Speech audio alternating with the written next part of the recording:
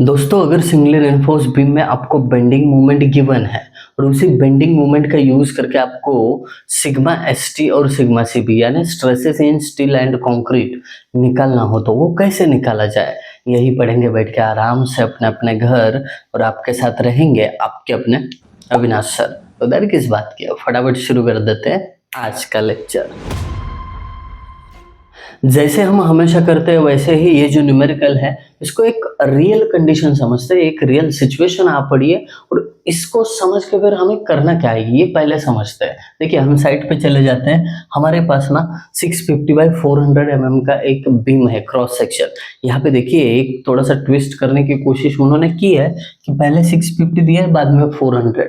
बच्चों को आदत रहती है मेरे दोस्त कि पहला बी दूसरा डी, बट ध्यान रखिए जो स्मॉल डायमेंशन होता है वो विड्थ होती है और बड़ा डायमेंशन होता है वो डेप्थ होती है। सर ऐसा क्यों कह रहे हो, क्या प्रमाण है इसके लिए? देखिए जब भी बीम देखोगे कहीं पे विड्थ कम होगी डेप्थ ज्यादा होगी उसकी।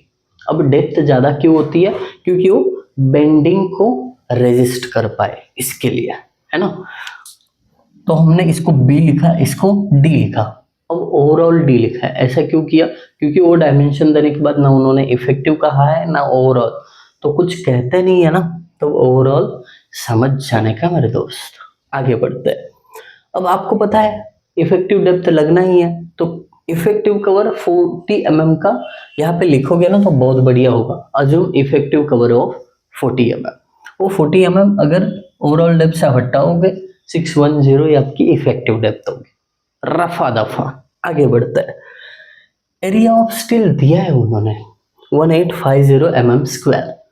अब समझ रहे हो एरिया ऑफ स्टील वगैरह सब कुछ पता है हमें। ग्रेड भी उस बीम में यूज किया हुआ M15 है, स्टील रेनफोर्समेंट Fe250 के मतलब माइल्ड स्टील है, और उसका जो बेंडिंग होने वाला है वो 150 किलो न्यूटन मीटर है।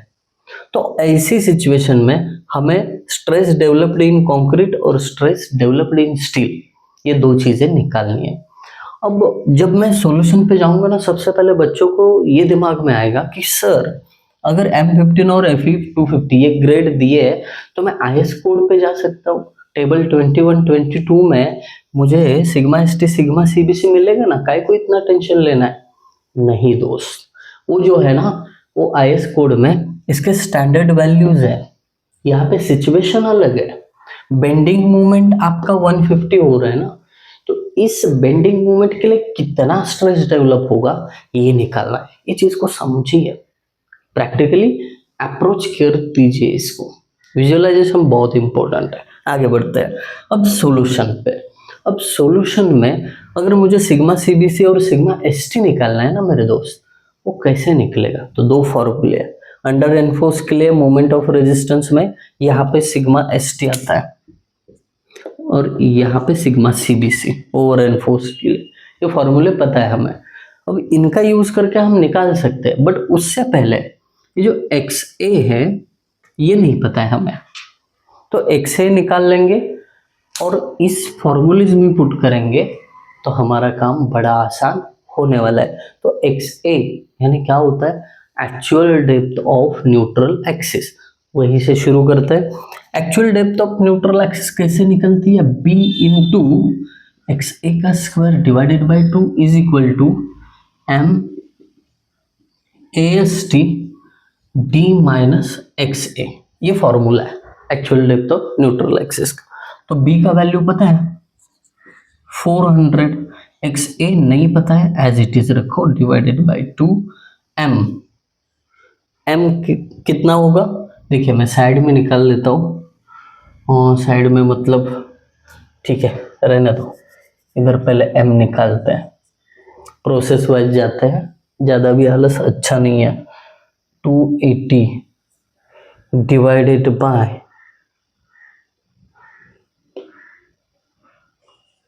3 सिग्मा सीबीसी। अभी ये जो है ना सिग्मा सीबीसी ये कौन सा वाला यूज करना है? जो आप IS कोड रेफर करने वाले हो वो वाला यूज करना है। ठीक है, मैं चेक करता हूं कि IS कोड में sigma CBC for M15 grade कितना है और फिर उसका वैल्यू यहाँ पे पुट करूंगा। 3 इंटू, ठीक है, चेक करता हूं मैं।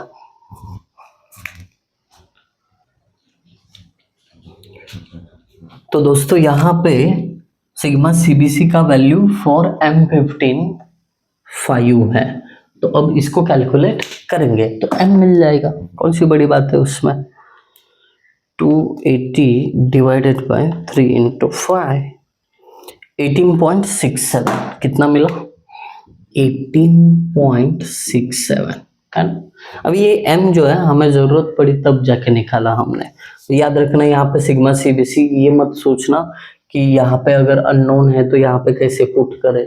तो दोस्त ये मॉड्यूलर रेशियो एक स्टैंडर्ड कांस्टेंट है, तो यहाँ पे सिग्मा सीबीसी उस ग्रेड के अनुसार पुट कर सकते हो, इसके बारे में चिंता करने की जरूरत नहीं है। अब क्या करेंगे, बी की जगह 400, एक्स ए नहीं पता है तो as it is divided by 2 is equal to M की जगह 18.67 इंटू AST 1850 इंटू डी की जगह 610 माइनस एक्स ए नहीं पता है तो as it is, therefore X A is equal to, X A माने तो actual depth of neutral axis, 400 into X A की जगह एक्स पुट कर दो, उसका स्क्वायर करो डिवाइडेड बाय 2, इक्वेशन पुट करना है कैल्शियम में, alpha is equal to 18.67 into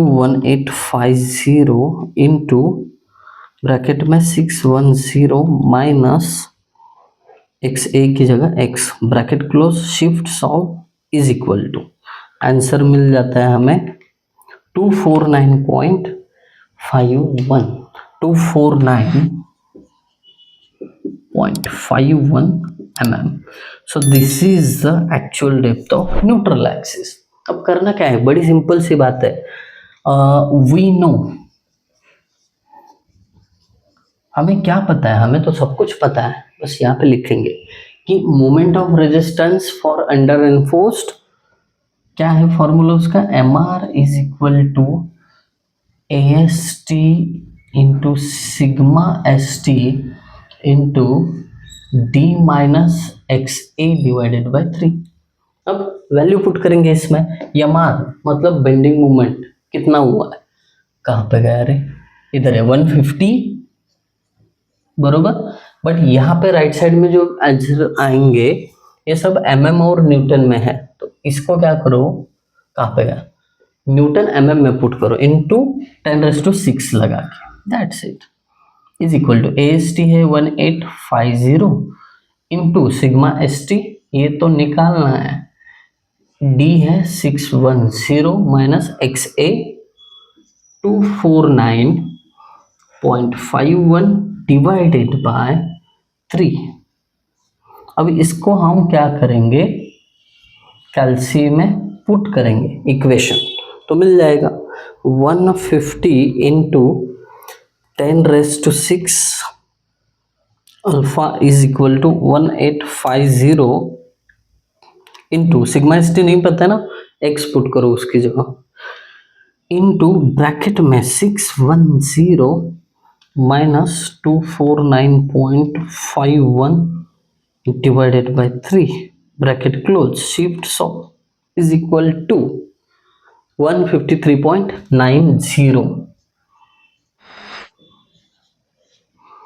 Newton per mm square. आखिर ये स्ट्रेस है ना, इसका यूनिट ऐसे आएगा, got it.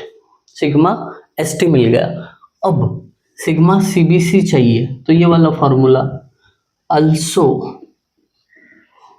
mr is equal to 1/2 sigma CBC into बक्सा यानी B into XA D minus XA divided by 3। जो चीज़ यहाँ पे की वही चीज़ वहाँ पे करो और मुझे कमेंट करके बता दो कि आपको सिग्मा CBC कितना मिला। सिंपल है, 150 इंटू 10⁻⁶ यहाँ पे is equal to 1/2 sigma CBC as it is. B का वैल्यू पता है, XA पता है, D का वैल्यू पता है, XA अगेन पता है, कैलसी में पुट कर देना, आंसर निकल जाएगा। आई होप आप सभी को समझ में आएगा। मुझे कॉलेज जाना है, फटाफट लेक्चर एंड कर लेते हैं। Thank you guys for watching video, thank you so much.